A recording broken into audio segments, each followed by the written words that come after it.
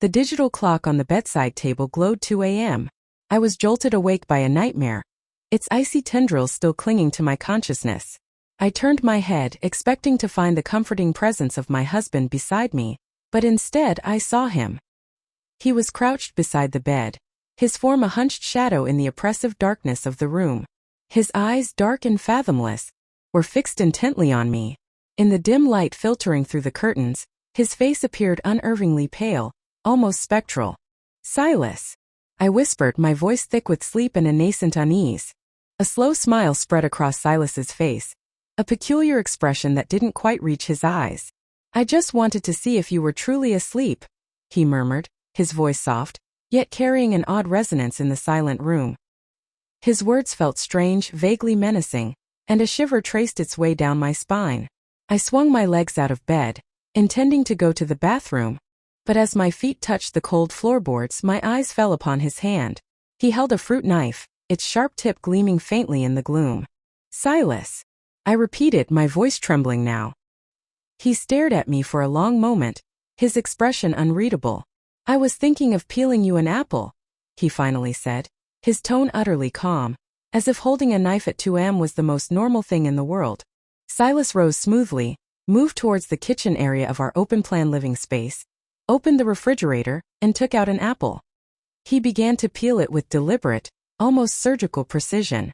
I watched his tall, slender back, a strange mix of fear and a familiar warmth blooming in my chest. This was the Silas I knew, capable of small, thoughtful gestures. Yet, the image of him squatting beside the bed, the knife, it lingered. The central heating seemed to be malfunctioning tonight. The air felt unusually cold, biting at my skin. I pulled on a thick terrycloth robe and stepped barefoot onto the floor again. Suddenly my foot struck something solid, something hard and utterly wrong. I looked down and an instant bone-deep chill seized me. A pair of feet, deathly pale and utterly bloodless, were protruding from beneath the bed. My toes had just brushed against their cold, unyielding tips. These were not the feet of a living person. They were corpse-like, drained of all color and life. Silas turned, the freshly peeled apple in one hand, and began walking back towards me. He appeared completely oblivious to the ghastly sight beneath the bed. "Silas, there are feet!" I cried out, the words tearing from my throat on a sob. Silas's eyes, which moments before had seemed soft, were now disturbingly calm, devoid of any shock or surprise. He sighed, a sound of weary resignation. "It's my fault for not hiding them well enough," he said quietly. "You found them after all." The world tilted. My vision swam, darkening at the edges. The last thing I knew was a sickening rush of cold, then nothingness. When I next woke, it was morning. Sunlight streamed through the bedroom window, and the scent of brewing coffee and something savory drifted in from the kitchen. It was 8 o'clock. I shot upright in bed, my heart hammering against my ribs. The space beside me was empty. Those feet. With a surge of adrenaline, I scrambled out of bed and dropped to my hands and knees, peering frantically beneath the frame. It was empty. Nothing but dust bunnies and a forgotten slipper. Silas appeared in the doorway, a tray in his hands. "Elara," he said warmly, his voice full of morning cheer. "I made porridge." He placed the tray on the bed. I stared at him, my face pale. "Silas, last night I saw feet under the bed. Pale feet like—" Silas paused, his brow furrowing slightly. Then a gentle smile returned. He reached out and affectionately stroked my cheek. "Oh, Elara, you must have had a terrible nightmare." No matter how desperately I tried to explain, how vividly I recounted the terrifying scene, Silas simply shook his head, his expression one of patient, concerned disbelief. He insisted it had all been a dream. I knew arguing was futile. Defeated, I began to wonder if he was right. Perhaps it had been a nightmare, a particularly vivid one brought on by stress. For the past 2 years, my life had been a cycle of dashed hopes and crushing grief. I had lost 2 pregnancies due to complications, and the doctor had told us the chances of conceiving again were heartbreakingly low, perhaps only 1%. Silas and I desperately wanted children, and the trauma had plunged me into a deep depression, leading me to leave my job and stay home. Maybe my mind was playing tricks on me, blurring the lines between sleep and reality. I walked to the bathroom to wash my face, hoping the cold water would clear my head. As I leaned over the sink, something near the drain of the toilet caught my eye. A dark tangled mass. A clump of long black hair was caught in the drain cover. My heart leaped into my throat. This hair wasn't mine. I had short, shoulder-length hair. Hands trembling, I pulled on a pair of disposable gloves kept for cleaning and cautiously picked up the hair. My gaze fell on the tips of the strands, and a sharp intake of breath escaped me. There, staining the ends, was a dull, rusty crimson. Blood. It felt like I was holding something scalding hot. My fingers instinctively fumbled, and the hair slipped from my grasp, falling into the toilet bowl. I flushed immediately, the sound echoing loudly in the small space. As the water swirled, the blood dispersed, staining the porcelain bowl a horrifying shade of pink before being washed away. How could that be in our drain? Shaken to my core, I stumbled out of the bathroom. Silas was by the front door, putting on his coat. "Wife," he said, turning with a warm smile. "I'm heading to work." He leaned down and kissed my forehead. "Try to relax today, okay? Maybe go for a walk if you feel up to it." He left, and the door clicked shut behind him. I stood in the hallway, the image of the blood-stained hair seared into my mind. The television in the living room was on, broadcasting the morning news. My attention was immediately captured by a breaking report. This station is interrupting programming with a developing story. 2 fishermen on the city's outskirts, near the River Aster, discovered the body of a floating female victim early this morning. The deceased woman was approximately 5 months pregnant at the time of her death. The reporter's voice became more grave. "Authorities have confirmed the victim's identity. This is not the first such case in our city. Over the past 4 months, a pregnant woman has been murdered on the 15th of each month. Police are treating these cases as a series of heinous serial killings targeting pregnant women." A chilling, unthinkable possibility flickered in my mind, cold and stark. Could Silas, my kind, loving husband, possibly be connected to these murders? The thought was so monstrous, so utterly at odds with everything I knew about him, that I instantly recoiled from it. Silas was everything good. He was the model employee, the respected leader admired by colleagues. To our friends, he was the epitome of a devoted husband. He was incredibly gentle even with stray animals. Whenever we encountered beggars on the street, he'd empty his pockets, even if it meant being occasionally swindled. I'd tease him, calling him a fool, but he'd just smile and say that if he helped even one genuinely needy person, it was worth it. I forced a watery smile at my reflection in the hall mirror. My mind must be unraveling. The idea was utterly preposterous. Yet, the memory of the blood-tinged hair in the drain remained, a stubborn shard of unease in the fragile peace of my home. As I sank onto the living room sofa, something pricked my fingers deep within the cushions. I reached into the narrow gap and pulled out 2 small, folded pieces of paper. Unfolding them, the words written on them struck me with the force of a physical blow. "Do not trust him." The phrase was written repeatedly, filling one note in cramped, urgent handwriting. The second note held just one word, scrawled in large, uneven letters, unmistakably in a vivid, blood-red ink that looked horribly familiar. "Run." My breath hitched. The handwriting on this second, terrifying note was mine. Who was him? I had no other close male relationships. My father lived miles away in the countryside. That left only one person. Silas. But I had absolutely no memory of writing these notes, of hiding them here. My hand shook as I clutched the papers. A profound sense of dread settled over me, heavy and cold. My carefully constructed fragile reality was beginning to splinter. The evening passed in a blur of forced normalcy. At 7 o'clock, Silas returned home. He greeted me with his usual smile, holding out a familiar paper bag. "Guess what I brought? Your favorite green tea branch cheese foam and grapefruit smoothie." Phew, the line was crazy, mostly young girls. He placed the drink on the coffee table. He must have seen the turmoil on my face, because his smile softened, and he gently pinched my cheek. "Wife, what's wrong? You seem troubled." I chose my words carefully, my voice hesitant. "Silas, I found some long hair in the bathroom drain today. It wasn't mine. And there was blood on it." A flicker of surprise crossed his eyes, quickly replaced by thoughtfulness. He mused for a moment, then his face lit up with dawning realization. "Oh, Alara. Do you remember we hired a temporary cleaner a few days ago? 3 days prior, our regular cleaner had taken leave, so we'd used an agency app to find a temporary hourly worker.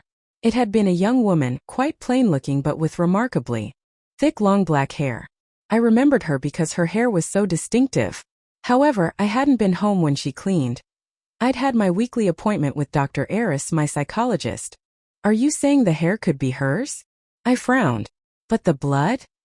She had a little accident while cleaning, Silas said, his tone light and dismissive. Slipped in the bathroom and bumped her head. I gave her a bandage. You were at your appointment, so I didn't mention it. It was just a small thing. Could the terrifying mystery really have such a simple, mundane explanation? My suspicion warred with a desperate desire to believe him. His expression was so open, so natural. I couldn't find a single hint of deceit. I wanted to believe my husband, the man I loved deeply, the man who had supported me through everything. That night, Silas and I shared a rare moment of intimacy. I felt his genuine joy, his tenderness. He was incredibly careful, as if afraid of hurting me. I clung to him, my breath catching. Silas, I whispered. You wouldn't ever lie to me, would you? His movements paused for just a second, then resumed with renewed intensity. Ilara, he murmured, his voice husky.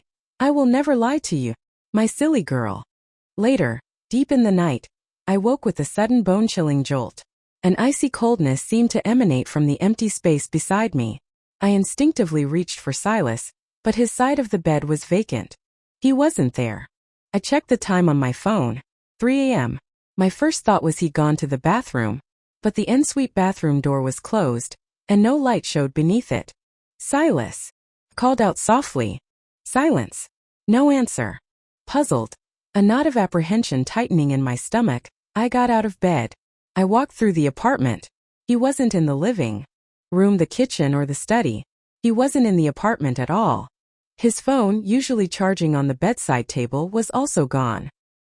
He had left the house without telling me, in the middle of the night. Where would Silas go at this hour? My hand hovered over my phone, the urge to call him strong, but hesitation held me back. Instead, I opened the location tracking app on my phone, a feature on his smartphone that I'd linked to years ago, mostly as a joke suggested by a friend. Girls need to check up sometimes. I hadn't checked it in ages. He probably didn't even remember it was active. My heart pounded as the app loaded, searching for his location. A flurry of possibilities flashed through my mind. A hotel? Some unknown address? The result, when it finally appeared, was utterly unexpected. Rearward Mountain. Rearward Mountain was a large isolated peak on the outskirts of the city, miles away from our home. It was generally deserted. After 9 p.m., decades ago, it had been the site of conflict, and old-timers claimed the mountain held a heavy, lingering energy. Over the years, strange rumors had grown around it. Whispers of spectral sightings, ghost stories told by thrill-seekers.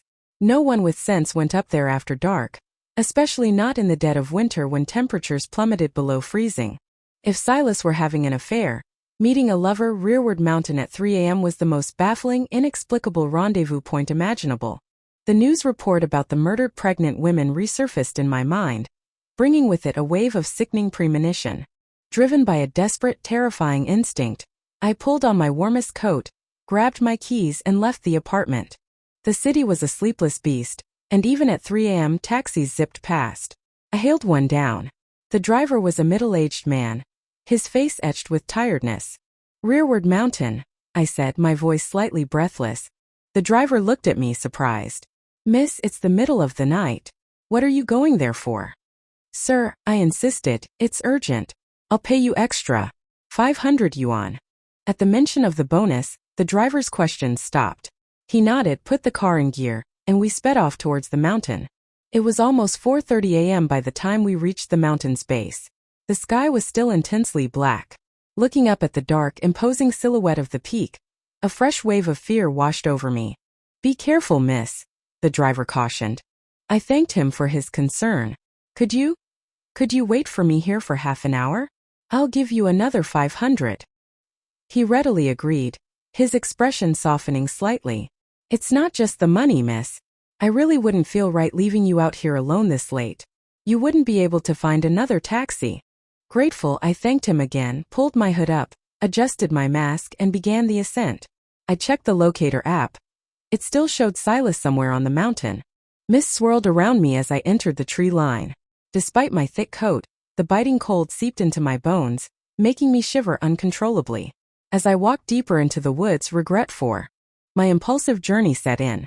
The app's location wasn't precise. Rearward Mountain was vast, and finding Silas in half an hour felt like searching for a needle in a haystack. A hopeless task. My spirits plummeted. Just as despair threatened to overwhelm me, I saw a figure in the distance. A familiar gray outline. Silas. And standing close beside him was another figure, clad in a bright red coat. As I got closer, I could make out the shape. It was a woman. And her stomach. It was clearly significantly swollen. A pregnant woman. My heart plummeted again, for entirely different reasons this time. Had Silas really been lying? Was he having an affair? With a pregnant woman? I hurried forward, my steps muffled by the damp earth, and hid behind a thick tree trunk. Silas had his hands resting on the woman's lower back. I couldn't see her face clearly, but their posture seemed intimate, close. Tears welled in my eyes, spilling down my cheeks. I couldn't believe what I was seeing. Silas, the man who swore he loved me unconditionally, the man who had even offered to get a vasectomy for me. If it would ease my pain about not conceiving, was cheating. Was no man immune to temptation? And to choose a pregnant woman, given our history. The pain was physical, a sharp ache in my chest. Heartbroken, I was about to turn and flee, but something stopped me. An instinctual warning. A sudden chilling stillness in the air. I whipped my head back around. Silas had pushed the woman. She crumpled to the ground, limp and unmoving. She lay there, utterly still, looking terrifyingly like a corpse. A cold sweat broke out over my body. My eyes were wide with horror, fixed on Silas's every move. He began to dig. Then, he dragged the woman's body towards the hole he was excavating. I knew with absolute certainty that she was dead. Silas continued digging, then began the horrific process of burying the body. My breath grew shallow, ragged. My hands fumbled for my phone. The urge to call the police overwhelming. But then images flashed in my mind, Silas's kind eyes, his promises of a future together. Growing old, traveling the world as a silly old couple. Hesitation seized me. Suddenly Silas stopped digging. He lifted his head. His dark, fathomless eyes turned, scanning the tree line, moving slowly, and then they locked onto my hiding spot. I gasped, clamping a hand over my mouth, the sound swallowed by the mist. The man who had been my beloved husband for 6 years was now looking at me with an expression of cold, terrifying recognition. A primal fear, unlike anything I had ever known, pulsed through me. Silas began to walk towards me. He seemed to be saying something, but my mind registered only one command. Run. I scrambled away from the tree, turning blindly to flee down the slope. Alara, stop running. Let me explain. Silas's voice, no longer gentle, followed me, urgent and sharp. My foot caught on something, a root, a rock, and I pitched forward, hitting the ground hard. Darkness rushed in. I knew nothing more. I woke up to familiar surroundings. My own bed, the pale morning light filtering through the curtains. I sat up abruptly and checked the clock. 7 a.m.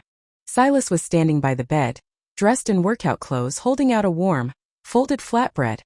My favorite whole-grain jianbing from the vendor downstairs. Alara, morning. Go brush your teeth and wash up. I brought you breakfast.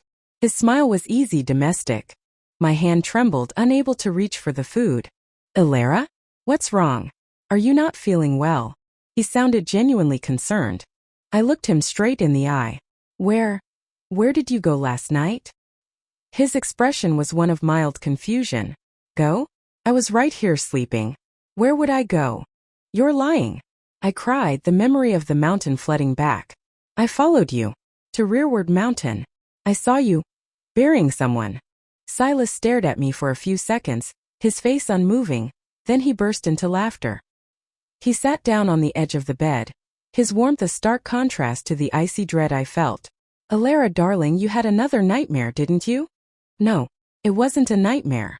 Every detail was burned into my mind. The taxi number plate, the driver's face, Silas's chilling gaze when he found me. It had been real. Silas, please don't lie to me. I pleaded, tears blurring my vision. I know you wouldn't kill someone without a reason. Tell me the truth. Let me help you fix it. Silas's expression grew serious, losing its lightheartedness. Alara, those medications Dr. Eris prescribed. Are you taking them regularly? The full dosage? I looked down, shame washing over me.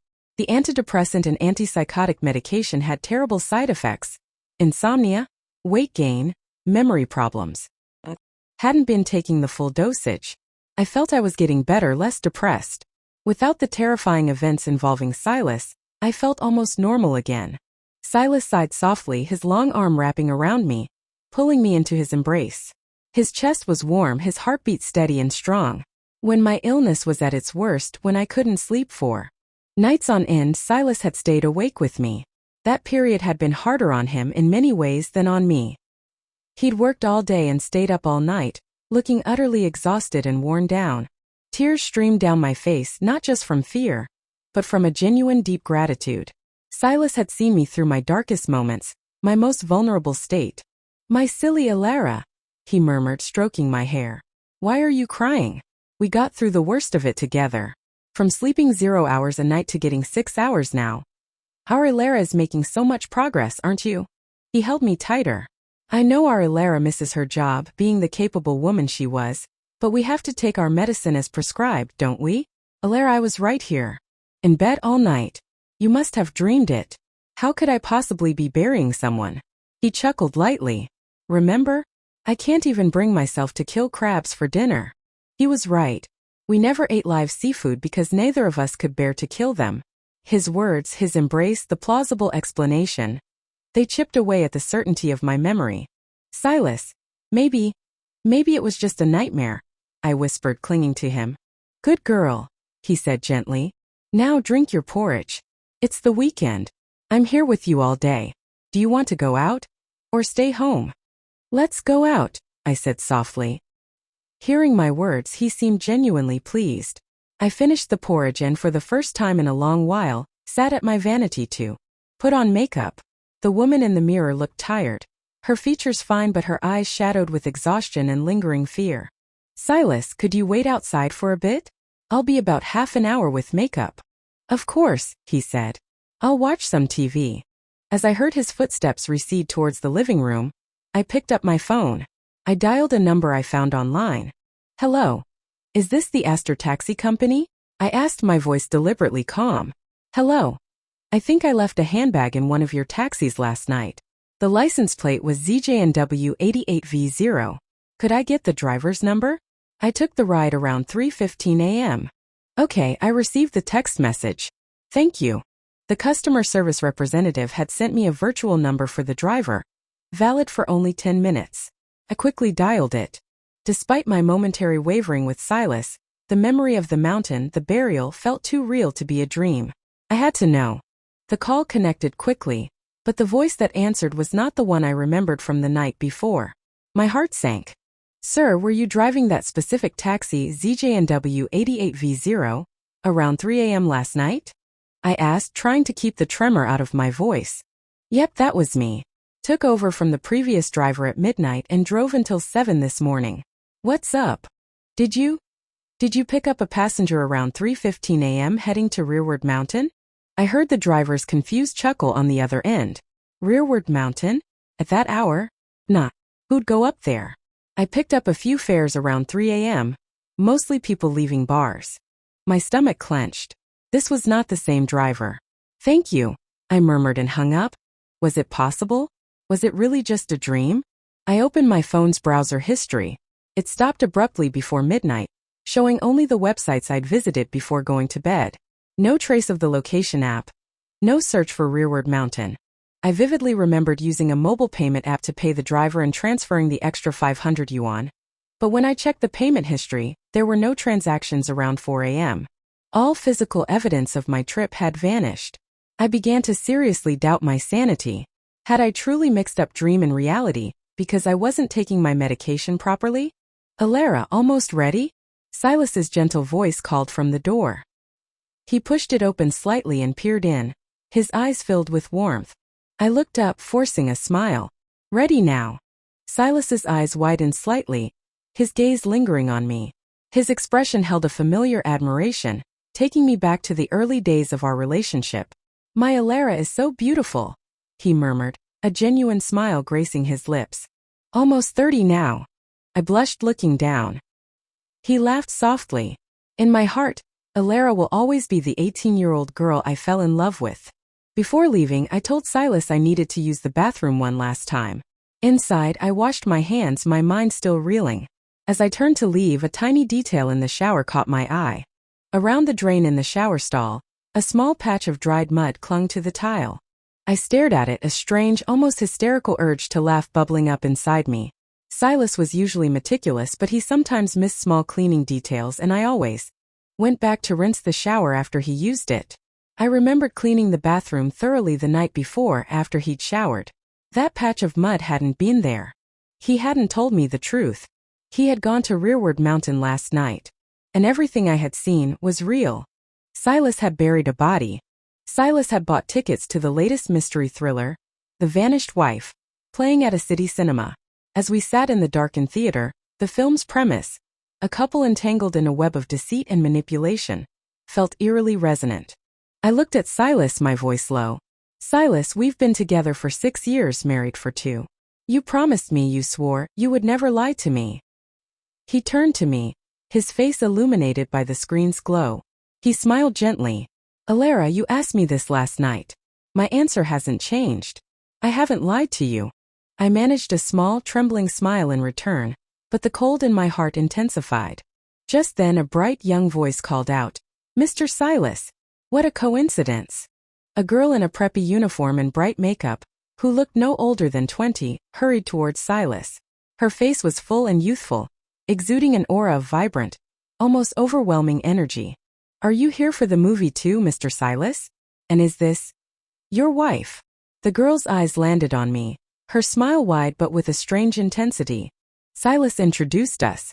Alara, this is Ren. She's my intern at work. Ren, this is my wife, Alara. Ren's smile seemed to deepen, almost unnaturally sweet. Oh, Mrs. Silas, you look so young. Not at all like you're almost 30. I felt a flush of awkwardness. I was 28. Silas's brow furrowed slightly. Ren, if you don't have anything sensible to say, don't say anything at all. He took my hand and steered me away from her. Back home, my mind was a whirl of conflicting emotions. The encounter with Ren, Silas's seemingly casual reaction, the mud in the shower, the vanished evidence. I felt trapped between crushing doubt and growing certainty. Behind Silas's back, I contacted my ex-boyfriend, Corbin. After I started dating Silas, I hadn't kept in touch with Corbin. Years ago I'd heard, through mutual friends, that he was out of work taking odd jobs. Rumor was, he'd do anything for money, including surveillance and hacking. I glanced towards the study where Silas was working late, then dialed Corbin's number. His voice when he answered was exactly as I remembered, cynical, world-weary, tinged with a mocking air. Well, Alara, look what the cat dragged in. To what do I owe the honor? After a brief pause I asked, Corbin, can you follow someone for me? Who? Silas. Corbin laughed, a harsh, unamused sound. Oh, I heard you two were sickeningly in love. What, suspecting the golden boy is cheating? His tone dripped with schadenfreude. Are you taking the job or not? I said coldly. If not, I'll find someone else. I'll take it, he said, his voice suddenly sharp with an almost eager spite. Damn right I'll take it. I want to show you, Alara, that Silas is nothing but a damned hypocrite. For 3 consecutive days, Corbin sent me updates via text message, tracking Silas's movements. Silas's routine was meticulously normal. He went to work at 9, left at 6. During the day, he'd buy bread for a homeless man he often saw. In the evening, he'd feed the stray cats and dogs near his office building. Then late one evening, Corbin called. His voice was grudging, defeated. All right, Alara. Look, I don't like saying this, but your husband's clean. Nothing. My contact at his office says there's nothing going on with him and that pretty intern, Ren. She might have a thing for him, but he treats her like any other colleague. I even hacked his computer, went through his chat logs. Nothing suspicious. Damn it, this guy must really be crazy about you. Barely talks more than 3 sentences to other women online. He paused, a change coming over his voice. Wait. He's not heading home. Heading the other way. Is he finally screwing up? Corbin hung up abruptly, only sending a quick text. Lost him. An inexplicable dread seized me. At 8 p.m. Silas arrived home. He saw me sitting on the sofa and offered an apologetic smile. Sorry, Alara. Last-minute department dinner. Didn't have time to tell you.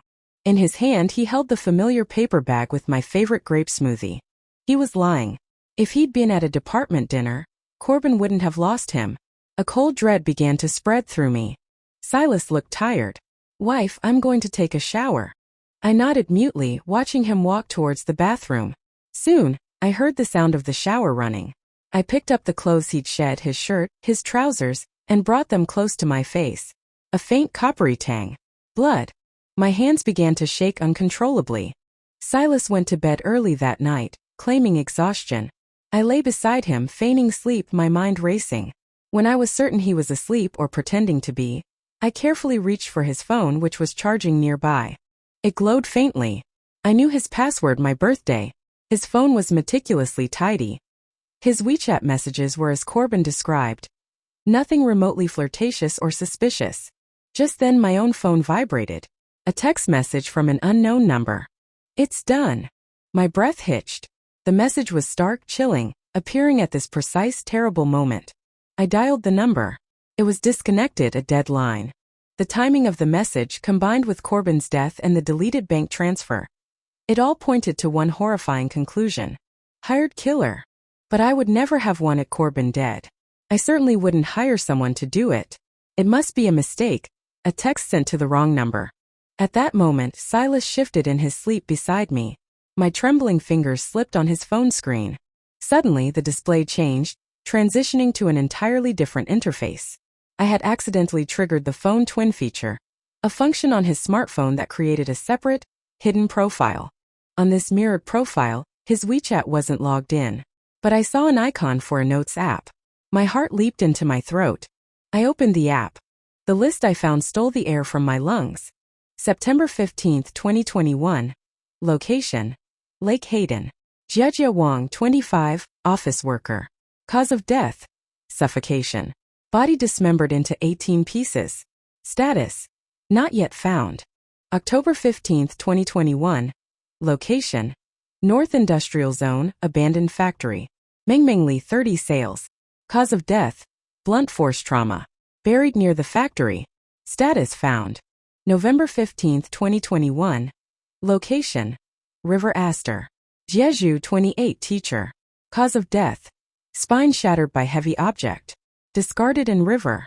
Status found. December 15, 2021. Location: Rearward Mountain. Lubai, 35, housewife.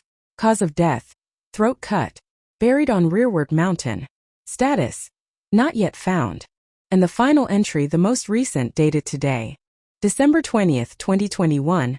Location: city outskirts, abandoned alley. Corbin Sue, 29, unemployed. Cause of death: heart ruptured. Status found. I clamped a hand over my mouth, stifling a sob. The last update on the Note app was less than an hour ago. I had been at the police station for over 2 hours. Silas. He hadn't been asleep at all. Alara. What are you looking at? Silas's voice, light and gentle, came from behind me. I spun around. He was propped up on his elbow, watching me. His eyes, dark and intense, held that same chilling look I'd seen on Rearward Mountain. I forced a shaky smile. Silas, I think my insomnia's back. Couldn't sleep. Just playing a game on your phone. The screen showed a simple puzzle game. He sighed, a sound full of weary concern. Did you take your medication tonight? I nodded, though I hadn't taken the full dose. He murmured, his voice almost a whisper. Perhaps we need to increase the dosage. Terror seized me, but I forced myself to maintain the facade of normalcy.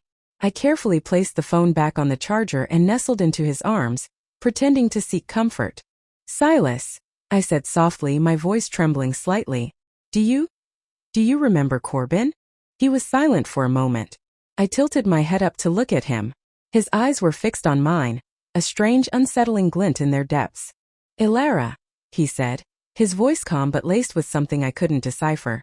Why are you suddenly thinking about your ex-boyfriend? No reason, I lied, my heart pounding. Just came to mind. I didn't know when, but eventually exhaustion and perhaps the lingering effects of the partial medication claimed me. I drifted into sleep. When I woke again, Silas had already left for work. My mind immediately raced to the phone, the hidden notes. I needed to access the banking app on the phone twin. I suspected that text message, "It's done," hadn't been a mistake. I suspected it was meant for Silas. Our phone numbers were consecutive, just one digit apart. I managed to navigate back to the phone twin profile and open the banking app. I found a deleted transaction record. A transfer of 10,000 yuan. The transfer had been made 3 days ago. The same day I had contacted Corbin to investigate Silas. I slumped back in the chair, a cold certainty settling over me. Silas had hired someone. He had paid them to kill Corbin. My phone vibrated twice. A WeChat message from Silas. Alara. I'm bringing some colleagues home for dinner tonight. That evening, Silas arrived with 3 colleagues. My eyes immediately landed on Ren, the young intern. She greeted me with a wide, forced smile. Mrs. Silas, it's so nice to see you again. I'm so sorry. I really thought you were the same age as Mr. Silas. It's quite all right, I said, managing a small smile, trying to project composure.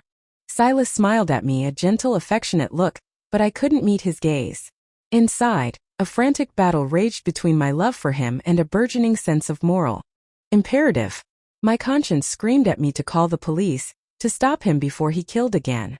But if I did, Silas would face the death penalty. The thought was unbearable. Ren noticed our wedding photos on the wall. Mr. Silas, you look so handsome, she exclaimed. I think my wife is much more beautiful, Silas said smoothly, putting an arm around my waist. His colleagues chuckled. Mrs. Silas, you don't know how much Mr. Silas loves you. So many young women at the company like him, but he doesn't even look their way. I managed a bitter smile. I knew Silas loved me. His loyalty, his unwavering devotion to me, only made the horror of what I discovered more excruciating. The deeper his love, the more agonizing my dilemma. Dinner was a strained affair for me, though I feigned politeness and warmth. Silas's colleagues praised my cooking. They drank heavily, and Ren in particular seemed determined to ply Silas with alcohol. He grew visibly flushed, clearly unused to so much drink. Eventually, the colleagues began to leave, until only Ren remained. Silas had passed out on the sofa, snoring softly. Ren watched me clearing the table, her expression shifting. Mrs. Silas, she began, her voice surprisingly sober. I really envy you, having a husband like Mr. Silas. I forced a tired smile. You'll find someone someday. Ren looked at me, her gaze sharp and calculating. Then a thin, cruel smile touched her lips. But I like Mr. Silas. And honestly, I don't think you're good enough for him. I froze, the blood draining from my face. I'm younger than you, prettier, she continued, her voice low and venomous. I have a promising career. What do you have? Nothing. I hear you've been married 2 years and have no children. You can't have them, can you? My breath hitched. My hands curled into fists at my sides. Mr. Silas doesn't see me that way yet, Ren pressed on, leaning closer. But I believe he will. We spend so much time together, much more than you do. Eventually he'll realize. And I can give him healthy children. She paused, her smile widening, revealing a cold, hard edge. That hair tie. I put it in Mr. Silas's pocket myself. A roaring filled my ears. My vision blurred, red-tinged. The blood rushed to my head. Mrs. Silas, Ren's voice cut through the haze, dripping with contempt. I think you should just give up. Her lips were moving, forming cruel words, but I couldn't hear them anymore. The world faded to black. I woke to the smell of blood. My head ached and my body felt bruised and sore. I blinked, the scene in front of me slowly coming into focus. Silas was crouched on the floor, doing something I couldn't quite make out. The air was thick with the metallic tang of fresh blood. With effort I sat up. Silas. He froze, then slowly turned his head. His face was spattered with blood, streaks of crimson tracing down his cheekbones, staining his usually kind features. Alara, he said, his voice flat. On the floor beside him lay Ren. Her head was separated from her body, her beautiful eyes wide in a final, frozen expression of shock, staring fixedly in my direction. A scream tore from my throat. Ignoring Silas's sudden movement towards me, I scrambled away, snatching my phone from the coffee table and stumbling towards the front door, driven by pure, unadulterated terror. Silas was right behind me, the knife still in his hand. Alara, stop. Don't run. Listen to me. In the face of such abject horror, love, loyalty, everything else melted away. My only instinct was survival. I fumbled with my phone, dialing the emergency number, tears streaming down my face. The police dispatcher's calm voice instructed me to find a place to hide. I ran blindly down the street and ducked into a narrow alleyway, scrambling behind a large, overflowing dumpster. The stench of rotting garbage was overwhelming, but pressed against the grimy metal, I felt a perverse sense of safety. I held my breath, listening. Silas's footsteps sounded at the entrance to the alley, slow and deliberate, growing closer. "Alara, did you call the police? You shouldn't have. You can't call them." His voice echoed in the confined space, low and urgent. My heart hammered against my ribs, a frantic bird trapped in a cage. "Alara, it's not what you think. I know you're hiding in here. Come out, please." His voice softened slightly, a practiced plea. Finally, the footsteps stopped just outside the dumpster.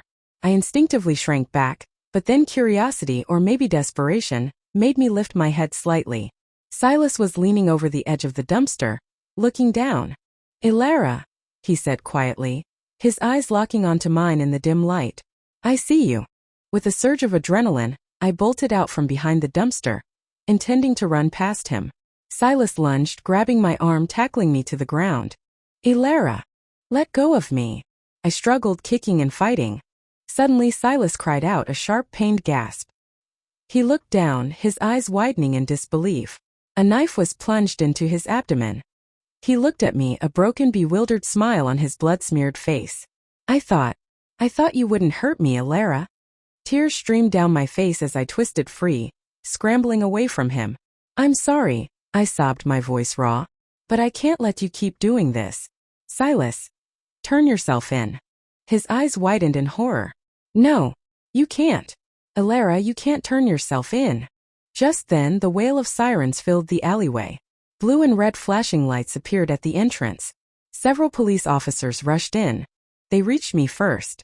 Before I could react, their faces grim, they were putting handcuffs on my wrists. "Mrs. Silas, Alara, we suspect you are involved in the murder of multiple women. Please come with us." My mind reeled. A buzzing started in my ears. Me? But it was Silas. He was the one burying bodies, covered in blood. "Alara," Silas said, his voice filled with a terrible sorrow, watching me being led away. "I told you. You shouldn't have called the police." I was taken to the police station. Silas was loaded onto an ambulance. In the sterile, brightly lit interrogation room, I sat trembling. A kind-faced female officer, Detective Anya, offered me a glass of water. My hand shook uncontrollably as I reached for it. They began to question me about my relationship with Corbin, about our recent calls. I answered truthfully, except for the real reason I'd asked him to investigate Silas. "Mrs. Silas," a stern-faced male officer, Investigator Thorne, entered the room. "We've managed to recover some data from Mr. Sue's computer hard drive. This is what we found." He slid several photographs across the table towards me. My blood ran cold. The photos showed me. In one, I was standing over a woman, pulling a plastic bag over her head. My face was contorted in a terrifying, unrecognizable expression. "These photos were taken by Mr. Sue the day before he died," Investigator Thorne said, his voice hard. "He discovered your secret. You were killing these women. So you had him killed, didn't you?" I shook my head frantically, tears streaming down my face. "No, I didn't. But the person in the photos was undeniably me." Investigator Thorne leaned forward, his gaze sharp and penetrating. "You couldn't conceive, Mrs. Silas. 2 lost pregnancies. You grew jealous of women who could carry children. So you killed them, didn't you?" "No." I sobbed, my voice raw. "I didn't kill anyone. It was Silas. He was burying the body. I saw him." "We found your skin tissue on the victims, Mrs. Silas," Detective Anya said quietly but firmly. "Traces were under their fingernails on their clothing. They were your victims." I stared at them, stunned, my fingers still trembling violently. "But what about Silas's phone? The notes? The list of names, dates, locations, ways they died?" Investigator Thorne produced another photo. It was a screenshot of the murder log I had found on Silas's phone twin. "You mean this?" "Yes, Mrs. Silas, the information on this list is accurate. We located the body on Rearward Mountain. She died from a cut throat, just as it says. Your husband Silas did bury bodies, but he didn't kill the victims." He paused, letting the words sink in. "February 15th. The date you lost your first pregnancy, wasn't it? You chose the 15th of each month to kill a pregnant woman. The date that symbolized your loss. Your husband knew you were doing this. He couldn't stop you, so he chose to clean up after you. Of course, Ren was an exception. She shouldn't have taunted you about your infertility, should she? He looked at me, his expression complex. Mrs. Silas, do you know what your actual diagnosis is? I looked at him blankly. Depression. Investigator Thorne pushed his glasses up his nose. No, it's clinical depression, accompanied by dissociative schizophrenia. He gestured to a file. We found your medication at your home. We spoke to Dr. Aris. He confirmed that you frequently experienced memory gaps and hallucinations. He lowered his voice slightly, though his words were no less devastating. Your husband, Silas. He didn't want you to know how severely ill you were. He told you it was just standard depression. He was trying to protect you. He met my eyes again, holding my gaze. Mrs. Silas, I will reiterate. Your skin tissue was found on the victims. You killed them. Mr. Su found out about your condition, about the murders. He knew you were seriously ill. His last phone call to you. He wasn't killed before he could tell you about Silas. He was killed after he managed to start telling you the truth. He was trying to tell you about your illness. Corbin's voice echoed in my memory the last words he'd spoken. Alara, do you know what illness you have? All the strength drained from my body. I slumped back in the chair, my face ashen. Tears welled again, hot and heavy, and spilled down my cheeks. The killer. It was me. All along it was me. There was still one thing I didn't understand. The notes I found in the sofa, especially the one in my own handwriting. But in the face of this crushing revelation, it seemed insignificant. Given that the murders occurred during periods of severe mental instability, I was eventually committed to a psychiatric hospital. City Psychiatric Hospital. Silas visited often, bringing flowers. Always my favorites, black roses. And once a small, elegant box containing a Cartier bracelet. Ilara, he said softly, placing the gifts on the bedside table. Today is our wedding anniversary. I had this bracelet specially ordered. I deleted the transfer record because I was worried you'd find it and figure out the secret. He gave me a sad, lopsided smile. That was the 10,000 yuan transfer I'd found on his phone. It wasn't payment to a killer. It was for a gift. I looked at him, my expression blank, but inside my heart twisted with a profound, agonizing sadness. Ilara, he said, reaching out to gently smooth my hair. I'll wait for you. However long it takes until you're well. I sat on the edge of the bed, staring blankly ahead, my eyes vacant. Ilara, Silas murmured. If you're tired, rest now. I'll be right here beside you. Perhaps it was his presence, a phantom comfort. But for the first time in what felt like an eternity, I felt the heavy pull of sleep. My eyelids grew heavy, and I drifted into unconsciousness. Silas's soft smile vanished the moment my breathing deepened. He stood up, looking down at me from the height of the bed. After a moment, a slow, silent chuckle began to rumble in his chest. It was the sound of a predator, savoring the moment of the capture, the successful conclusion of the hunt. Epilogue: Silas's perspective. My name is Silas. By profession, I am a programmer. From a young age, I understood that I was different. The people around me seemed simple. Their thoughts, their interactions, their mundane concerns. They struck me as utterly uninteresting, almost foolish. I didn't enjoy their company. In university, I majored in psychology. This at least was fascinating. The inner workings of the human mind, a complex, intricate machine, far more engaging than their tedious external lives. I devoured texts, studied theories, not out of empathy, but out of clinical curiosity.